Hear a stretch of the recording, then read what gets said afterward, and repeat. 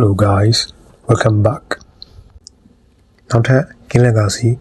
ကွန်နက်တဘောကနေပြန်လဲကြိုဆိုလိုက်ပါတယ် Gale of Cracker The Cooler Gale of Cracker အိုးငါမျက်လုံးရဲ့ကြီးနေ Anyway မင်္ဂလာပါကျွန်တော်ကတော့ Gale of Cracker ပဲဖြစ်ပါတယ်ဒီနေ့မှာဆိုရင်တော့ Fighting Style ရဲ့ Mythical တစ်မျိုးဖြစ်တဲ့ Justice Face ကိုဝယ်ပြီးတော့ showcase ပြတော့မှာဖြစ်ပါတယ်ဒါဝယ်ဖို့ဆိုလို့ရှိရင်ကျွန်တော်တို့ကဒီကျုံးနာမည်ကမေ့တယ် Forgotten Island လားမသိကျွန်တော် C3 မှာ Dungeon တွေပါလောက်တဲ့ကျုံးဗျာအဲ့ကျုံးရဲ့အနောက်ဘက်ကိုတွားလိုက်အဲ့မှာ Castle တွေရှိမှာဗျာအဲ့ Castle တွေလည်းဝင်သွားပြီးတော့ကျွန်တော်တို့အဲ့နားမှာ NPC ရှိမယ်ဒီကောင်လေးနဲ့စကားပြောကျွန်တော်စပြီးအဲ့ဒီကောင်ယူမယ်ဆိုလို့ရှိရင်တော့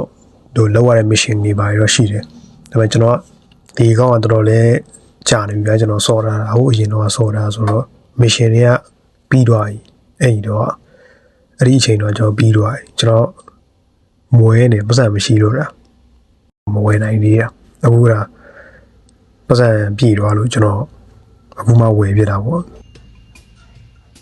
ခေကျွန်တော် NPC မှာကျွန်တော် boss တွေမှာတော့တုံးကြီးအောင်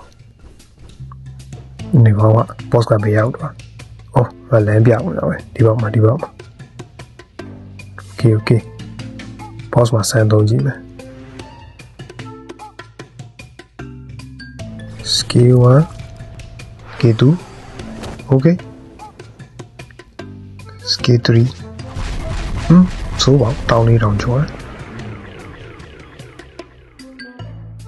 Skill 4 Ooh animation ကို show brother လို့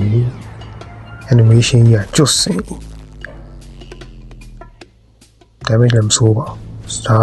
final skill ဖြစ်ပါတယ် final skill ကြောင့်အလုံးကြီးကိုကန်ပြီးတော့ကောက်ရိုက်ချ Ooh yeah တမျိုးမထင်ပါနဲ့မိုက်လို့ပါဒီကောင်လေးကိုကျွန်တော်လက်စားတက်လိုက်အောင်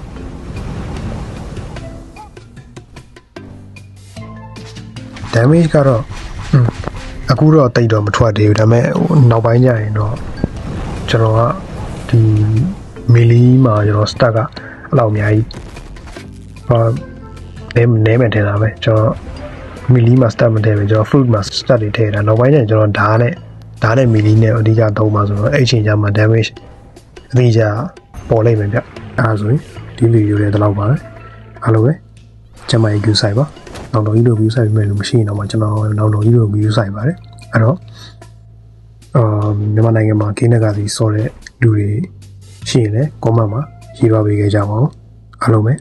see ya